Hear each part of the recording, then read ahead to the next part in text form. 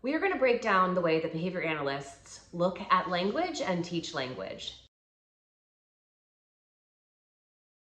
My name is Carrie Woodward, and I'm a board-certified behavior analyst, and I've been working with autistic kids and adults for over 20 years. I think a lot of people have skepticism when they hear about a behavior analyst working on building language. I can't tell you how many times I've heard the critique, you're a behavior analyst, you deal with behavior, not with language. Behavior analysts simply look at all behavior. Language is behavior, talking is behavior, conversation is behavior. I think a lot of the stereotype is that we deal with problematic behavior like tantrums or meltdowns or aggression. But the reality is we look at all behavior of the individual. We understand the function or why the behavior is happening, and we have tools of the behavioral science to be able to shape and change behavior. So language is just another behavior. Our interpretation of how we work on language is based on B.F. Skinner's book called Verbal Behavior. And essentially this takes language and it breaks it down by function. So how this is a different approach from a traditional speech and language perspective on language is that the word apple is one word. However, as a behavior analyst, we look at how that word functions for the individual speaking the word. If I want an apple and I say, may I have an apple, please? That has a very different function than looking at something and saying, oh, look, there's an apple. Has a very different function from somebody saying, hey, what's your favorite fruit to eat? And I say apple. So there's a variety of different ways we can use the same word, and the function is different. Neurotypical children don't need to be taught each individual function of a word. If you look at apples and you label the apple for your child, or you teach them to ask for an apple, you'll see them use that word in a variety of different contexts to serve a variety of different functions without ever really needing any direct instruction on how to do that. However, what we know about autistic kids is that they often need individual instruction on how to utilize a word for different functions. So just because they learn to say apple because they want an apple does not mean that when they are looking at pictures and you say, find the apple, that they're going to be able to do that. We break down instruction of language based on function. And from a behavior analytic perspective, we always start with language that directly benefits the user, your child, because they're gonna be more motivated to use language when it serves them. It's a far more complex skill to use our language to benefit other people. For example, if we're out walking with my kids and I say, watch out, there's a bee, that language does not benefit me. It benefits my kids.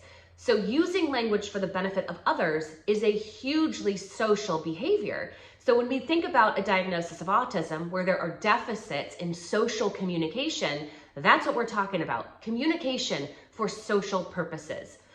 But kids with autism often fail to develop functional language that benefit them, meaning that they can ask for the things that they want and need in their daily life. So when motivation is super high, that's where we're gonna start with actual language learning. So it's all of those things that your kids love.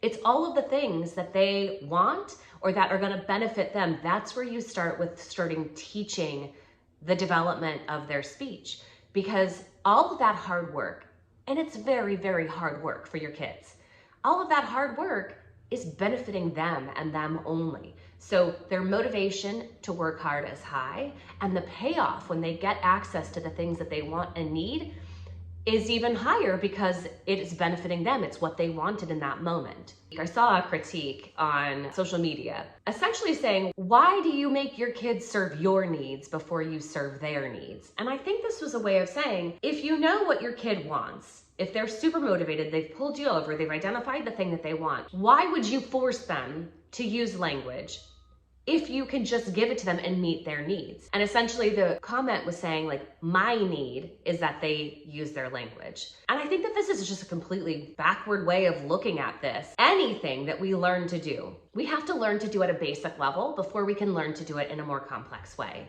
One of the biggest things that I have ever heard from parents, one of the biggest requests, desires, needs for their children is for their children to be able to tell them how they're feeling. When they are upset, when they are sad, when they are sick, they want their kids to be able to express these feelings. And that is a very complex language skill because we can't see what those feelings are to give them the words to use them. And if you can't use language in a more basic way to essentially ask for very basic things in the environment that we can see, so we know the word to give our kid to say, then they're never going to get that complex language to be able to describe how they're feeling, their internal states, their emotional states. So you have to start basic. So I understand that one of the hardest things as a parent is to be asked to make your kid's life hard. It's even more difficult when your kid already has kind of a difficult life. An autistic kid has a more difficult time in the world than a neurotypical kid does. So you already have a child who may be struggling, and we ask you as the parent to make their life a little bit more difficult by starting to push and give them skills. Well, that we would need to require practice with a skill in a more basic way in order to give this beautiful gift of much more comprehensive language that doesn't just get their needs met, but that they're able to use to describe their world.